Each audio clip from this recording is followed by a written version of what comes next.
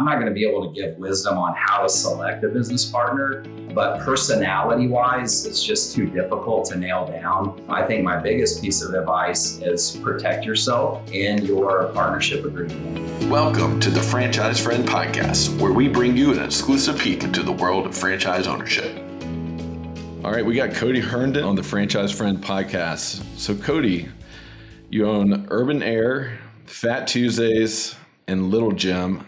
I'm assuming that you have more time in your day than most of us do. How do you do it? Well, yeah.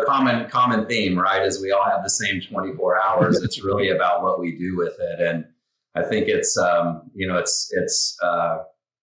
common for people to look at that. And then even as we're kind of talking before the podcast started about my career, which is outside of what we were doing in our franchise businesses, to assume that maybe I don't even sleep, but I think sleep is a top priority for me as well. So I certainly still get 7 to 8 hours of sleep a day. And it's really about what you do with the time that you're awake on a day-to-day basis. And so, but really when you say, how do you do it? I have to say it's not just me, right? Like I think there's sometimes a misconception from a business ownership perspective that because you own a business, you're in that business and you are, I'll just use Urban Air as an example. You're putting wristbands on guests, you're cooking pizzas, you're a court monitor.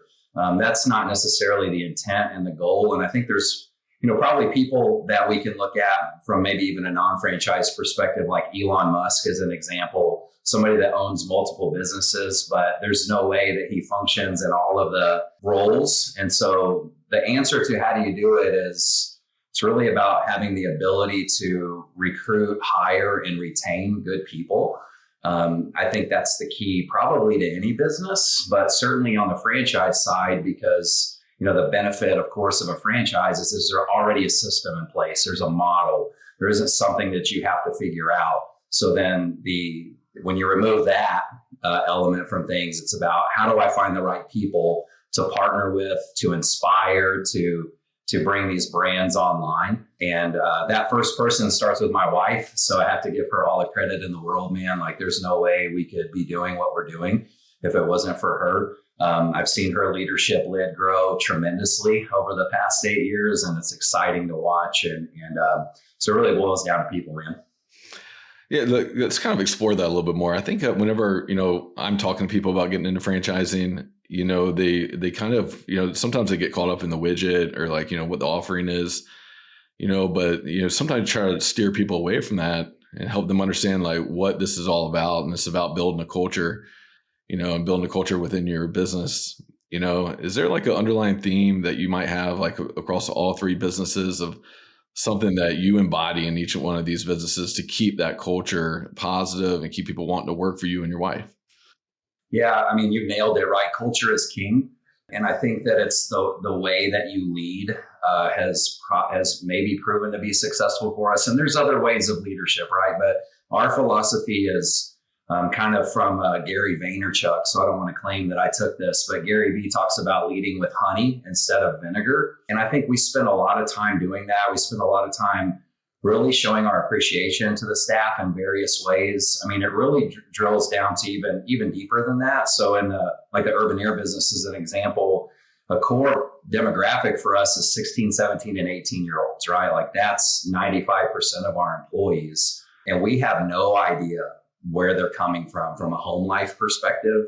And so we call it high fives and hugs is what we call it. And so when they come to work with us, yes, they're going to learn important skills. Some of them don't know how to sweep. Some of them don't know how to mop, right? Like we teach them those kind of core basic skills, but we also make sure that they know that they're part of the Herndon family, that at any hour that they need to call and talk to us, we're here. And that can be anything about, hey, I need help in my math class. That can be my boyfriend broke up with me. That could be my parents are going through a divorce, right? There's so many different factors that people are going through on the day-to-day basis. And we just really become vulnerable with them. And I think vulnerability is probably the key word here, is if you will open yourself up to your staff and be vulnerable with them, they'll be vulnerable with you. And I think that that's proven to do well for us over time. just really being able to embody that type of a culture. And then when you have that type of a culture, right, you're spending 90% of your time praising people, telling them you love them, giving them a high five, giving them a hug. And so when there is a behavior that needs correction, then when you're coming to them, they don't get defensive because they know you love them and they know that you're coming to them from a good place in your heart, versus the opposite of that, right? Which is when we're totally focused on corrective behavior and there's never any like positivity involved there, then when you really do have to have a tough conversation with somebody, they get defensive and they think you're attacking them and those types of things. So vulnerability, I think, is one of the key things that has proven to be successful for us from a leadership perspective. Sure. Yeah. Sometimes I tell people, whenever I owned my massage envies, I felt like a professional personality management person, you know, like you have to be willing to manage a bunch of different types of personalities, you know, and everybody comes from different backgrounds and, you know, and they have different experiences every day. And so, I think you just have to be an open ear. So I appreciate that perspective. It is in Fat Tuesday. That's a more of a restaurant style. Is that right? Yeah, it's honestly like it's drive-through daiquiris is what it is. Okay. And so just kind of the history there. Fat Tuesday started as New Orleans' original daiquiri in the Louisiana market, and they had grown corporately over time. They did some licensing agreements like in the 80s, I think. I think they started in 84 as a corporation. But anyhow, as they evolved, again, it was just about the daiquiri because they truly have this down to a science. The amount of R&D they've done to get the right consistency, the right amount of sugar, the right amount of water, what temperature is right, like all these things, they've truly nailed. When they started expanding outside of the Louisiana market, particularly in Texas, they started to learn that the laws are not as liberal as they are, I guess, in the Louisiana and even the Florida market. So they're popular in Key West and those types of things. So in Texas, a majority of your localities require that you serve food if you're serving alcohol. And so for our Fat Tuesday, we have it more as like a quick service restaurant. So we do wings and fries and pizzas and some desserts, and they're really they're great, but it's not like I don't have fryers in the back, right? There's some significantly amazing technology in the ovens that we have that I can cook 3 of those things I just mentioned to you all at the same time, and they're all at varied temperatures and time frames, and it's really neat, that technology there. So. But still, I would say upwards of 90% of our revenue there is drink based. We also have a rooftop patio. So we have karaoke nights and DJs and all of the fun stuff. We have some sports, not just sports, and we have music trivia night and those types of fun events. So yeah, more of a quick service restaurant, different and outside of the other, youth enrichment brands that we have, but something super fun that the community likes to enjoy. And we hear regularly our friends from the Louisiana markets that have moved to DFW. I mean, we have people that'll drive 2 hours to come fill up their Fat Tuesday mug because they love the drink so much. So it's really any vibe. That's cool. I feel like sometimes like quick service restaurants get a bad rap, so like almost 9 out of 10 conversations I have with people are like, I don't want food. I don't want bev. Do you think that's unfair?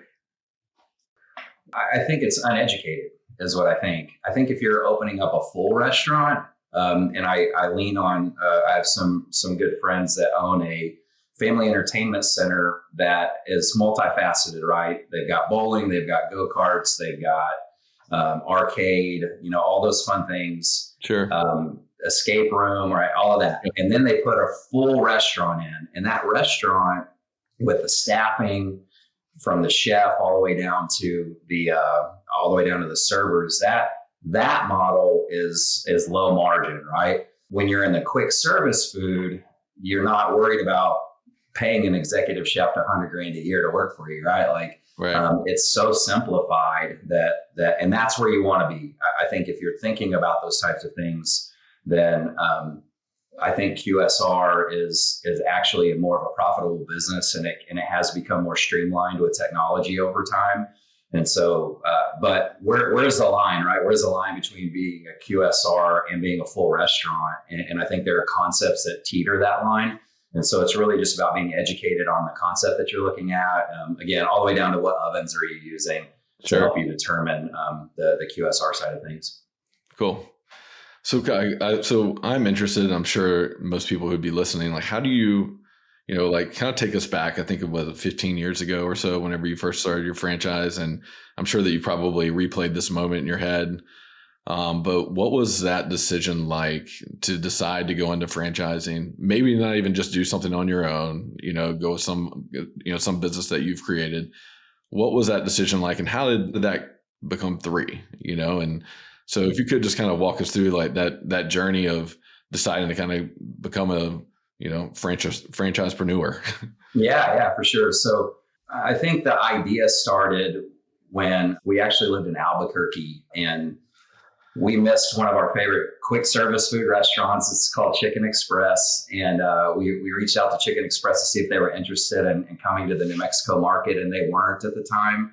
But that was, I think, if I can remember like any moment, that was it. It was thinking, hey, let's I don't know what franchising is, but let's ask them and see if they're interested.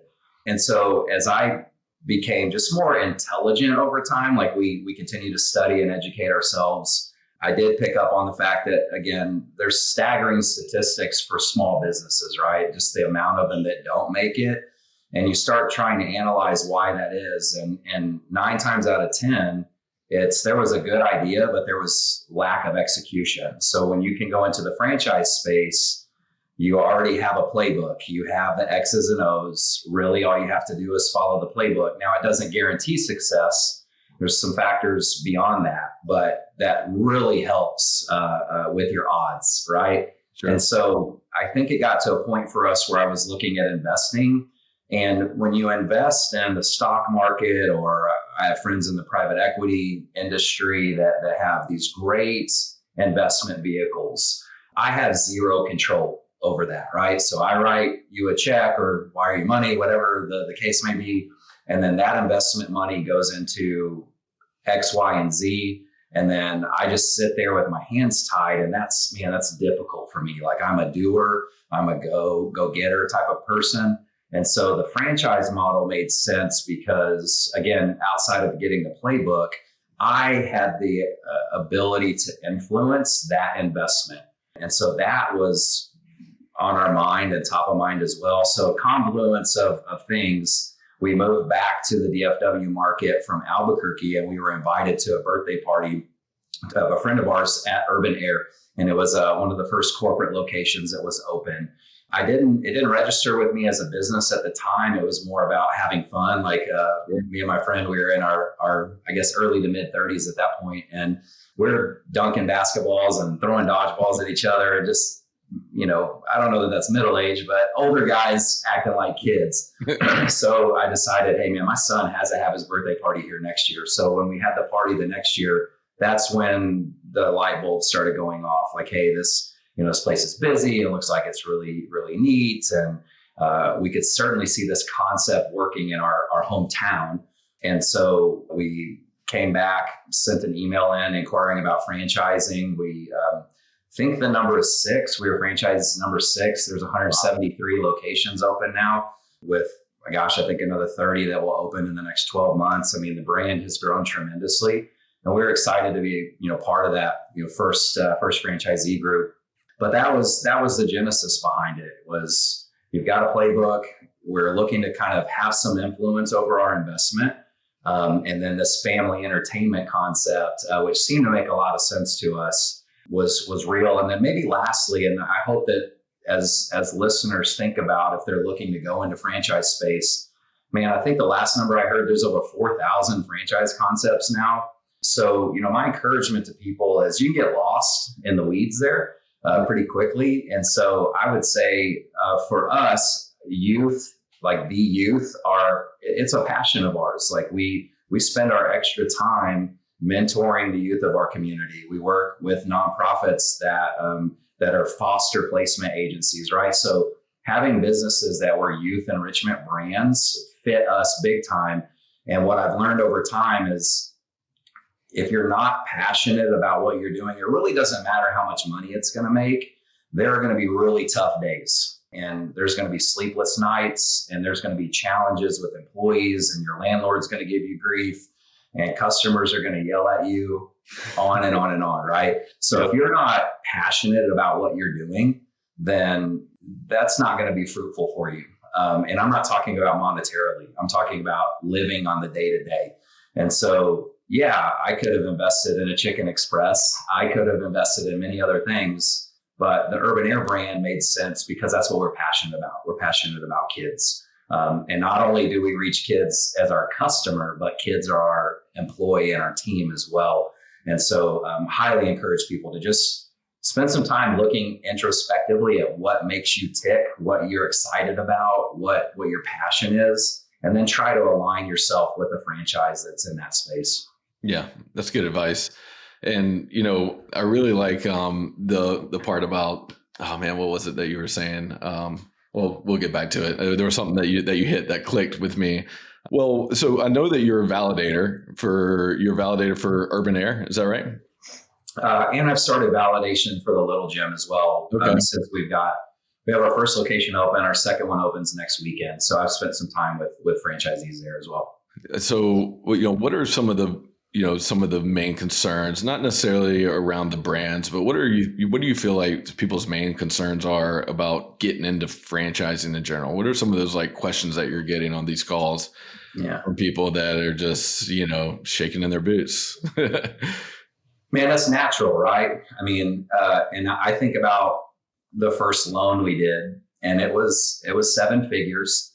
And there were nights I was up at 3 a.m. thinking, what in the heck did I just do? Right? Like, am I ever going to sleep again? Is this going to pay off? Are we going to like go bankrupt if this doesn't work out? Right? All of those fears and anxiety. And I think that's the number one thing. It almost doesn't matter what question someone's asking. I think the underlying tone is, I'm about to put money and debt at risk here. Am I going to make it? Am I going to make it? Like that's what people want to know is, and so it's funny you ask this question because there's a lot of validation calls I'm on that it's, hey, how many employees do you need? And what accountant are you using? And do you have a good attorney? And I'm like, let's get to the point. You want to know if you're going to make money. So let's talk about that. And that's not a faux pas. Like, guys, businesses, we're in a capitalistic society. I think that for us, you know, morally, we're grounded in making sure that we find, pillars of our businesses are to give back to the community. So yes, we want to make money so that we can pour that money back into our community. It doesn't all just go back into our pockets, but I don't mean to sidebar there. To get back to it, people want to know if it's profitable. They want to know if they can do it while they're still working. That's another pretty big question because, you know, if you can keep your job while you're investing in your spare time, that's a great thing. I think that if you can strike the right balance, it's doable. I think for Urban Air as an example for us, dude, 80% of our revenue comes on the weekends. Well, heck, if I'm working during the week, then I can spend my time on the weekend in this investment business, right? And so those are some pretty key ones. Of course, you know, there's people's perceptions and there's stuff that's out in the public about brands, and they want to know about those things. They want to know the inner workings. But I would say that, you know, the top is, are we going to make money and can I do it? Or do I need to leave my job, right? Like, or can I balance this while I have a job? Right. Those seem to be, you know, kind of at the top of the list. Yeah. Do you think that that's possible? Do you feel like people can invest in a franchise and keep their job? I mean, I'm living proof of it. Yeah, it can be done. I think that it depends on the brand and it depends on what model you're going after. I've seen brands that are very, very stickler about that, and they don't want you to have a job, right? Like they're saying, if this is going to be successful, you've got to be an owner operator. And I think that there are businesses that has to happen. I'll speak with one offline, and it's I don't know that it's a franchise, but it's more of like the Chick-fil-A model, where it's, you know, you're not investing your money into it. You're an owner operator, but you have to go through some sort of like process to be selected. So my parents did that with Amazon. So they're a delivery service partner with Amazon. Yeah. So the people that pull up to your house, they're not employed by Amazon. They're employed by a DSP. Right. And so that process, my parents have to be heavily involved. They can't have another job. Like that is their job. But as you can imagine, delivery for Amazon I mean, there is no shortage of work there. So they're busting their butts 7 days a week right now. Yeah. So I think that to answer your question, it goes back to the selection process. Yes, it can be done. And that does not mean, in my opinion, that you're going to go give somebody your franchise fee and they're going to go have this turnkey opportunity for you and it's going to be successful. You are going to have to invest time. You're going to have to hire the right people. You're going to want to continue to nurture those people. And I would say in the beginning time, Urban Air is probably 6 months before we really stabilize. And so in that particular, venture, we spent the weekends there. I mean, that's what we did. It was during the school year and we're only open from 4 to 8 during the week. So that was even good too, right? Like we could be in there in the evenings, just polishing and making sure that all the processes and systems were running the way that they were supposed to.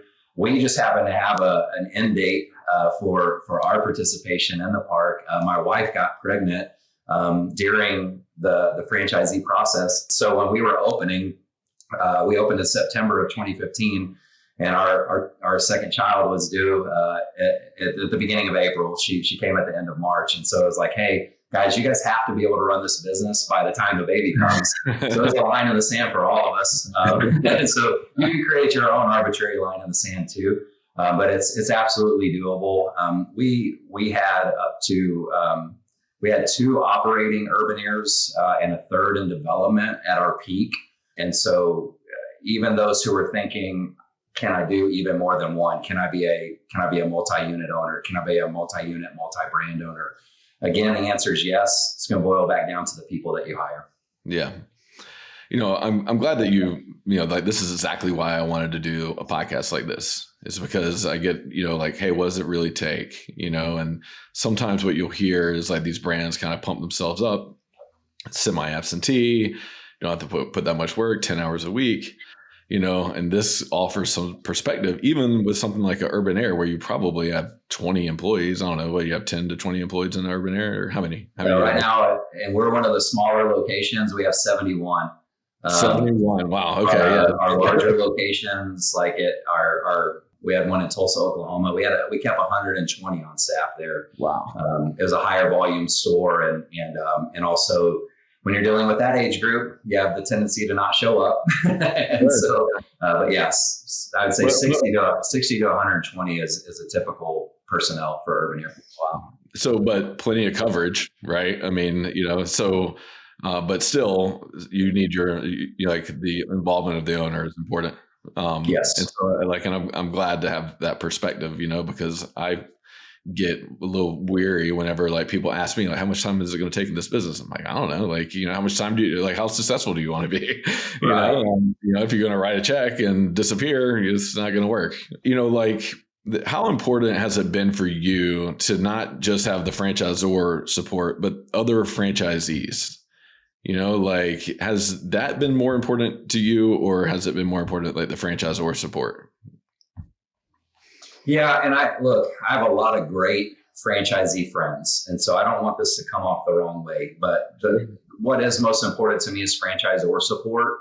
And I think that because it's cool for us to be friends and we all have the same businesses, right? And we can ping ideas off of each other when we need to, but I don't know that, me being buddy with the franchisee next to me does anything for my business, right? Like I think you should coexist in a very positive way and you should leverage each other. I have great relationships with folks because even as we bring our next little gym online this week, the closest gym to us, I'm talking to them. Hey, what's your pricing for memberships? What's your pricing for birthday parties? I want us to be at a similar level so I'm not cannibalizing any of your business, right? Like those types of things.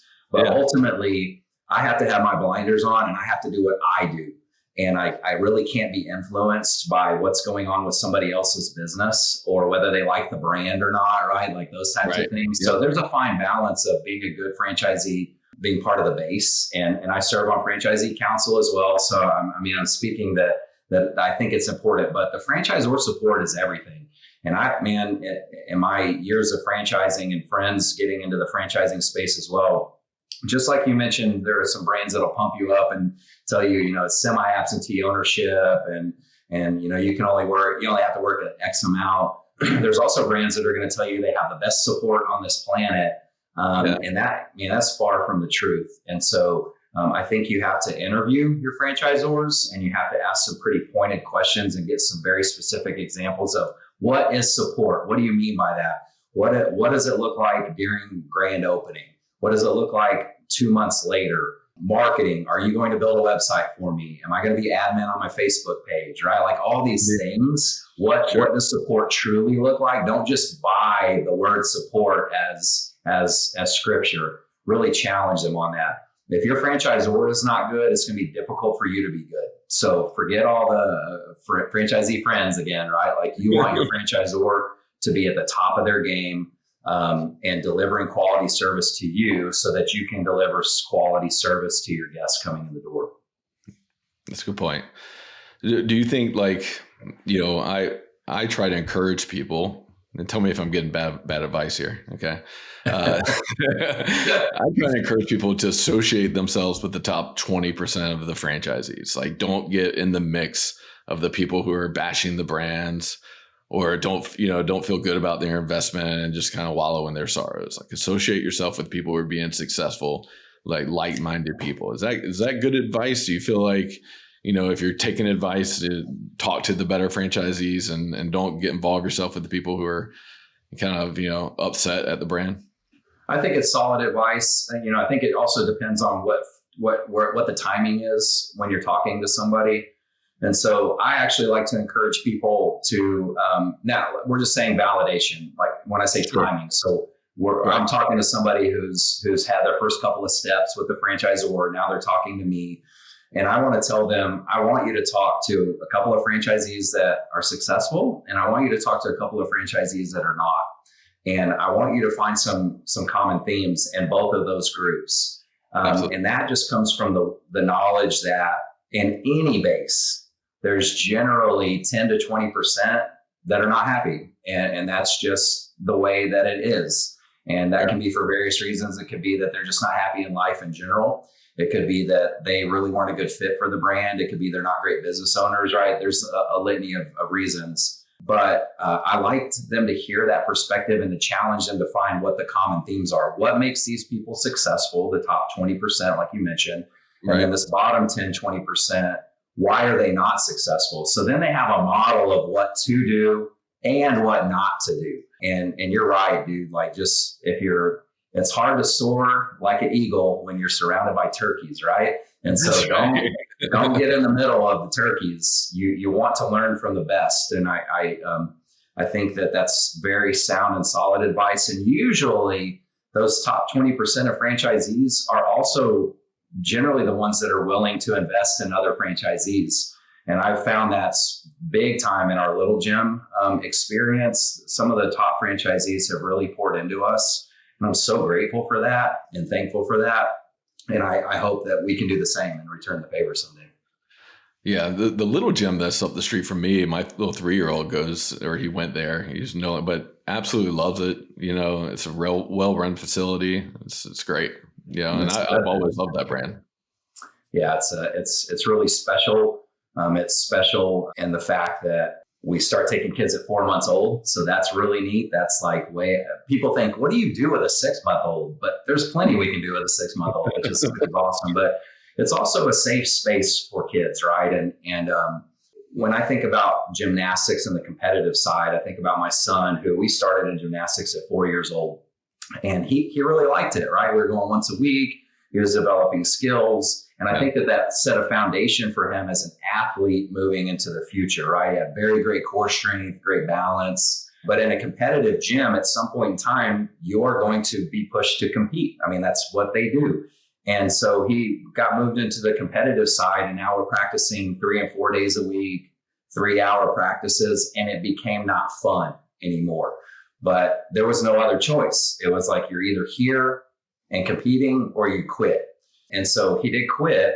And we have other sports that we can get involved in when you're 6 years old, right? But there are plenty of kids out there that really love gymnastics. And while we have a gymnastics foundation, we're still also teaching cognitive development. We're teaching social development. But for those kids that age up, and I'm thinking specifically of like our 6 to 12-year-old age group that we have curriculum for, we're a safe space for them to come and learn gymnastic skills, learn the Little Gym way, but not be pressured into competition. And I think that's a really neat thing for us at the Little Gym as well. Yeah. So like, how do you keep your, we kind of touched on this at the beginning, you have like, how do you keep your life balance, with the kids, wife's involved in business? Yeah. Are you able to kind of separate yourself? Is it because you hire good people? Like kind of share with us, what is it that you're doing to be able to keep your lifestyle and your flexibility? Yeah, that's a great question, man. And I think I'd like to start just by saying sometimes you have to nail down the definition of balance. And so there were times in my life that I thought balance meant everything needs to be equal, right? Like my faith, my family, business, career, kids, right? All that stuff has to be equal. And that's not necessarily balance because life ebbs and flows, right? Sometimes balance is just not letting one of those things drop. And that's okay. It's okay to recognize that. I do strive for the first definition of balance. I have learned over time that it's just not always that way. When I feel it getting to this point where, oh shoot, I'm trying to just not let this one thing drop, then I do try to make corrections so that I can bring everything back up to maybe more of an equal level. But I think it's multifaceted. The reason we are able to do all the things we do is because of the people that we've been able to attract and hire and continue to develop relationships with them. But it also too, man, I know you already touched on it, but it's truly a husband-wife combo. And if I don't have my wife's buy-in and help and assistance, and then we have a system and a pattern of recognizing where our strengths and weaknesses are and plugging the stronger person in to their strengths and then not getting offended because we're doing that, right? So I can see, and when you think about just being married and that being a challenge of itself, right? Then you throw being business partners into that, and it can really be tough for people because they can't seem to put their emotions to the side and say, hey, look, Cody is really good at the front end of this. He's really good at negotiating leases. He's really good at the development, working with the general contractors. He's really good at the hiring side of things and then the ongoing motivation and making sure we're identifying the right cultural tasks and what we should be doing internally, where Leanne is stronger than I am at training, at getting organized. She's just got this fascinating mind to me. Like if she wasn't doing this, she would be organizing people's closets for a living or something. Like she's just really good at that stuff. And so Leanne doesn't get mad when I pass the baton to her to the stronger parts. And I could see in some situations, people would say, man, my husband is just lazy. He's making me do this, where Leanne recognizes this is her strong suit, right? And this is where for our business to be successful, she has to spend time.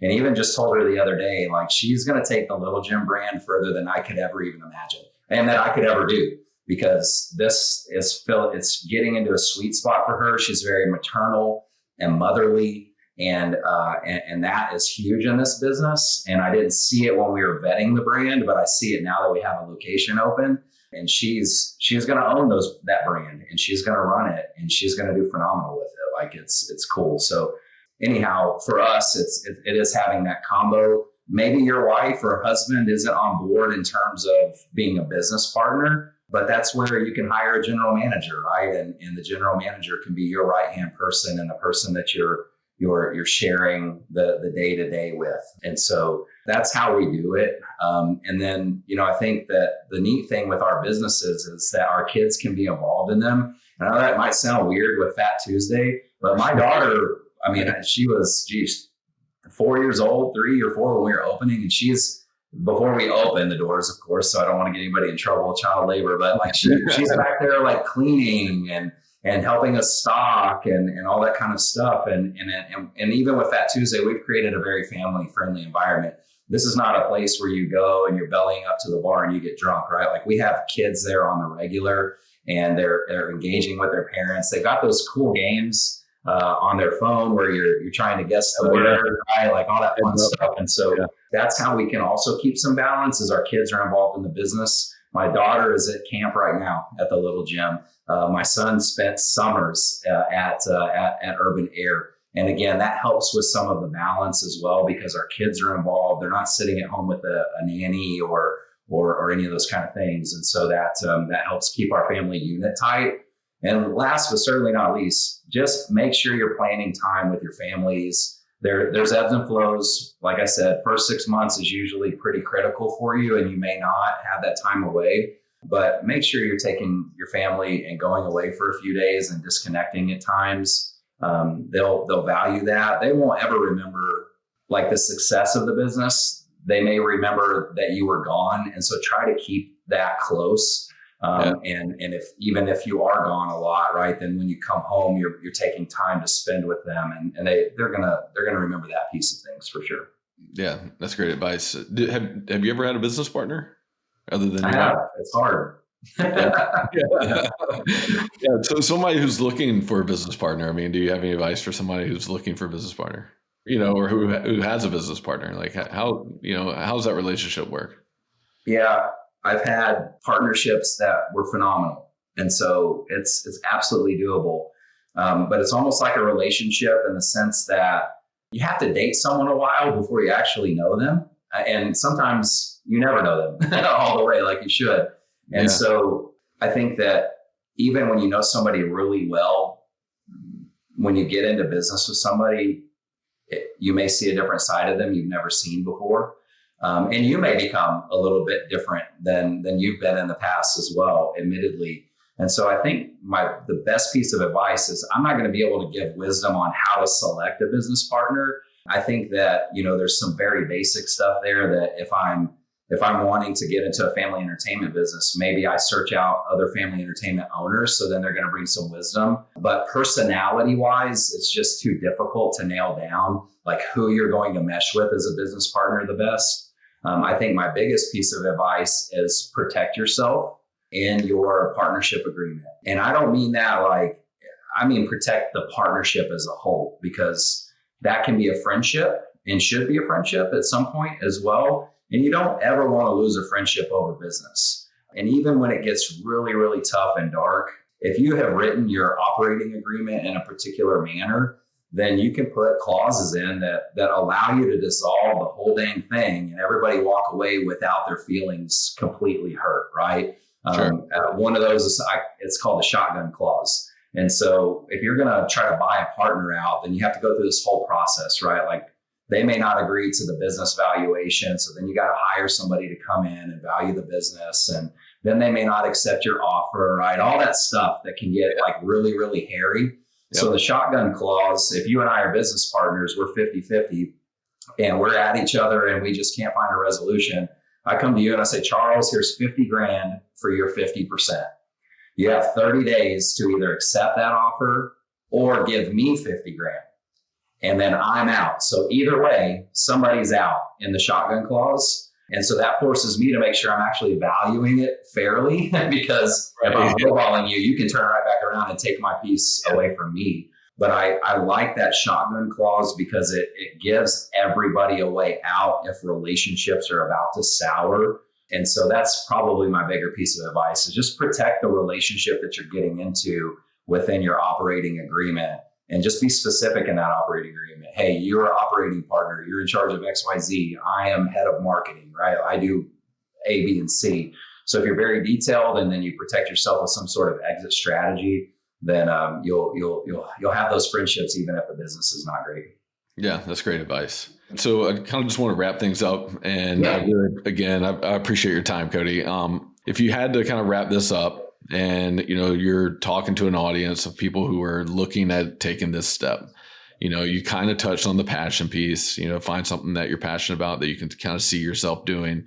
One really good bit of advice that I got that I finally remembered that I was talking about earlier was, to invest in things that you understand, and I can understand some things with franchising, so like I can understand how this works. I understand how I can influence this to make it better, and like you said, like if I just like write a check to some private equity guy, I don't know what's going to happen with it. And I have no idea how it's valued, Right. So like, obviously investing in things that you understand has always been a really good piece of advice I got. But, what kind of advice could you give someone who's looking to take this leap of getting into franchising, and you've seen it on these validation calls where people are just looking for a reason to not do it, what would be some good bit of advice for, you to give to people to exit, their corporate job or to invest in their future and keep their corporate job? What kind of advice would you give? Yeah, it's really, really simple advice, and it's something everybody's probably already heard, but it just couldn't be more accurate. And there is never going to be a perfect time. So this fantasy time that you're waiting on, that is, oh, I've got enough money, or, oh, I've got enough time, or I've got the right concept. Like, it's never going to come. It will never come.